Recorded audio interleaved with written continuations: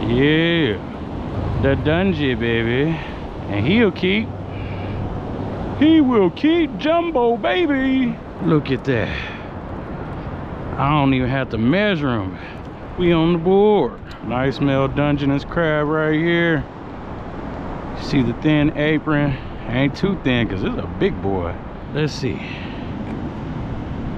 No gauge buster, but it's definitely like 6. Nice 6-incher. Let's go. What is good? What is good, all my real ones? Welcome back to another It Gets Real adventure. Yes, sir, we are back on the surf. No surf perch fishing today. We still on the crabs, still trying to put some crabs in the bucket. So I got 2 poles out today, my 10-footer and my 12-footer. And we're just gonna be using strictly squid today as bait. Y'all keep it locked and see if your boy can't snare up something. Yee! I don't know if the tide is pulling at all, but this is an 8-ounce weight, the Gladiator snare right here. But I also have attached a 4-ounce Sputnik weight so the spikes could go into the sand and hopefully keep this in place. I'm not sure on how strong the tide is today, but this should definitely help keep that snare there so the crabs can get on it. So this is my 12-foot ugly stick big water, the Penn 8000 Fierce 3. Beach has a little bit of a slope to it, so I won't be going that far out. It's not a flat beach. See where that wave is breaking. You don't want to get caught in that undertow, so I'm not going to walk out too far. All right, about here is where we're going to cast. Leave your bail open while you walk back. Tighten up the little bit of slack. You don't want no slack, so your drag should be completely tight when you're casting. And once you have thrown your snare out there, you don't want no slack on your line. But just wait, give it about 5 to 10 minutes before we make our first pull while I get my other pole set up. And here we have my 10-foot Penn Battle 2. It also has an 8,000 reel. The Battle 2 8000 has 65-pound braid on here. Got my snap swivel right here. Got another Gladiator snare right here, 8 ounces as well. But we got a 3-ounce weight. Not really a Sputnik weight, but these ends right here look like little saber-tooth teeth, kind of drag into the sand. Won't set like the spikes would, but kind of almost the same principle, just to try to keep it set in place. Woo! Yeah, that slope is what you definitely got to be careful for. So when that wave starts pulling back, you get behind that, you're gonna have some a tough time getting back. Woo! Yeah, no, we staying away. Ankle deep today.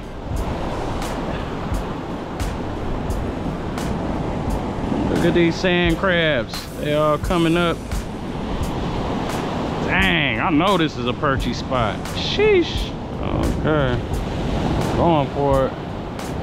Right after that wave.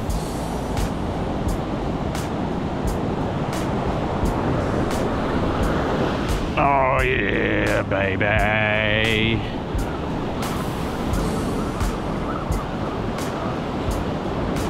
We got something. That just ain't the snare making it bend like that. Dungeness, baby. Is he a keeper though? Might be a keeper though. Woo, look at the way he snared. Oh, that's about another 6.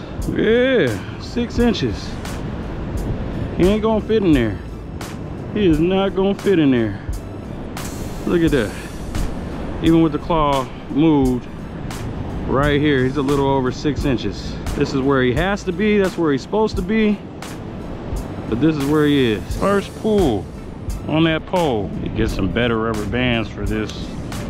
These things are too stretchy. This is just good protection for yourself to handle them, and when you put them in there with each other, because once you do, they'll fight. They will fight with each other, and you might end up missing some claws. Man, see, you got Bout it already. They'll calm down. They roommates now. I did go to 2 different locations for this. Started off at Ocean Beach, made my way down a little bit further, close to Pacifica. You know, I kind of just stumbled on this spot, man. So it does pay off to go out and venture on your own and just discover. There's tons and tons and tons of coastline out here that is just worth stopping. I was on my way to the pier and I said, you know what, I don't even want to fool with that. I don't want to fool with that. I'm gonna keep trying, keep searching, and stumbled upon this spot here. Sometimes you gotta go out and venture and pull up Google Earth or something, man, and just search. Sometimes that's the best way to do it. And this is the first thing I noticed, how flat it is in this area. So even though there might be a undertow, undercurrent or something, it's just really flat. So I know that that snare isn't getting pushed around too much. And just as we pulled this for the very first time, within 5 minutes, we had one on. Let's check the other pole though. Let's see about it. This one's getting carried away, for sure. Yeah, we got something. Don't look like a keeper though. It's a female. Some crazy looking eggs. Got that G.I. Joe Kung Fu grip. There we go. Yeah, you can see them eggs is flowing free. So we're gonna get her back. There you go. Let those eggs go. There go my eggo. Now, you know, it's open game right now to get out here and get some crab, because the crab season for commercial crabbers is still delayed due to whale entanglements. And you know, they've implemented a lot of new rules. Hoop nets, still only use hoop nets out there. But as soon as they give the green light, man, for the commercial guys to get out here, they do damage, man. They do damage. Hundreds and hundreds of pots out there. They take up all the jumbos, you know, but they're able to supply everybody at the markets, here at the harbors, you know, so everybody could get that good holiday Dungeness. I understand that, but it makes it that much harder for us guys right here on the bank to go ahead and get those jumbos like, you know, a lot of us are fortunate to get right now. So I'm getting it while the getting is good, like Too Short said, man. If you ain't out here, then you should be getting it too. I know it's fall, man, but we having a pool party today, man. We pulling, man. We pulling them, doing the damn thing, pulling them like a hamstring, you know what I mean? I see, every time I see one of these come up like this, I'm thinking that that pool might have been a little too aggressive, and I could have actually, like, with all that force, snapped the leg off or something. Just a theory I have. So I think when I do pull, it'll be a little bit more calmer. Not like I'm trying to set the hook on a bass or something, but just be gentle. I'll be gentle, sentimental. They did it in a rento, Lincoln Continental. I don't know, I just threw this thing out here. But I'm starting to notice when you got a consistent bend like that on your pole, that could mean that there's a crab on, if it stays consistent. Because they're grabbing that cage and then they're trying to pull away with it. Do it nice and slow. Oh! Might have been buried in the sand a little bit. Yeah, I think it was in the sand. Let's get some more bait in there. This is seeming like the spot for me, man. Right in here. The most dungies I've ever caught was 4. Before then, all I ever seemed to get, all these seasons, all these years, crab snaring was 2. Let's see. All we need is 3 more to beat the record. Is that asking for too much? Oh, yeah. Oh, it's a baby. It's a baby. Look at that purple though. Look at that. Look how purple that is. Time to check the other. There might be something. Yeah. Could that be the keep? Could that be the keep thing? All right, moment of truth. Could this be the third keeper of the day? And he's at 6.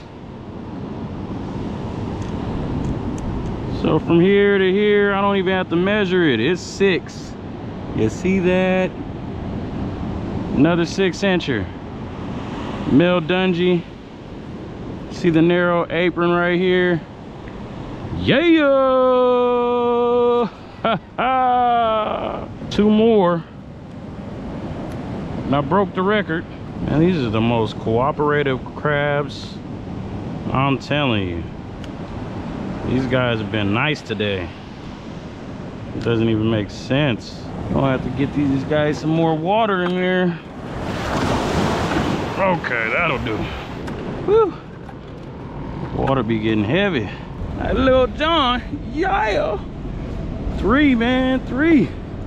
On my way to being tied. 1 more away from being tied to my best. Let's see what the 12-footer is doing.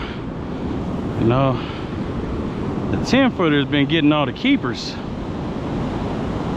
And I kind of like the feeling of the 10-footer better than the 12. I mean, this is bulky. When I'm trying to feel if there's weight on it.